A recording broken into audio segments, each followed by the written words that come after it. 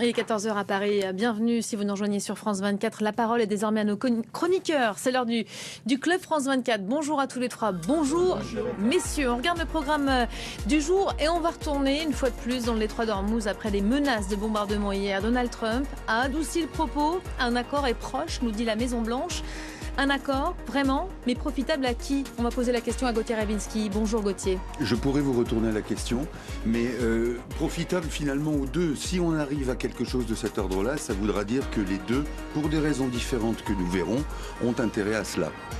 Voilà, Trump qui fait des siennes au Moyen-Orient encore et toujours, qui avait fait parler de lui aussi dans ses relations avec le pape Léon XIV, déclarant son désamour pour ce souverain pontife, des propos qui lui ont valu des critiques forcément. C'est Marco Rubio qui tente aujourd'hui d'arrondir les angles. Le secrétaire d'État américain est arrivé au Vatican ce matin, tête à tête de 45 minutes, nous dit-on, avec le pape. On va en parler avec vous, Ali Laïdi, bonjour. Bonjour.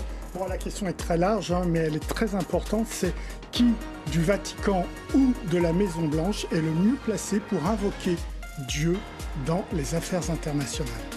Voilà, et puis historique, magique, les Parisiens affronteront bel et bien, et oui, ils respirent, Ali Laïdi, Arsenal. Ce sera en finale de la Ligue des Champions le 30 mai prochain, pas avril. Bien sûr, le PSG qui s'est qualifié hier soir face au Bayern. Vous voyez, Gauthier s'était trompé hier, Benoît.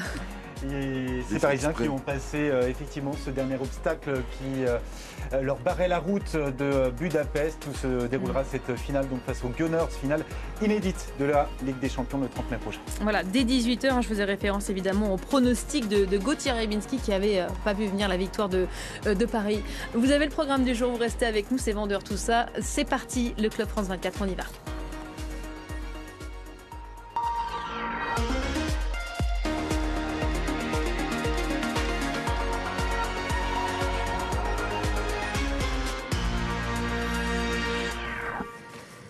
Allez, il change d'avis.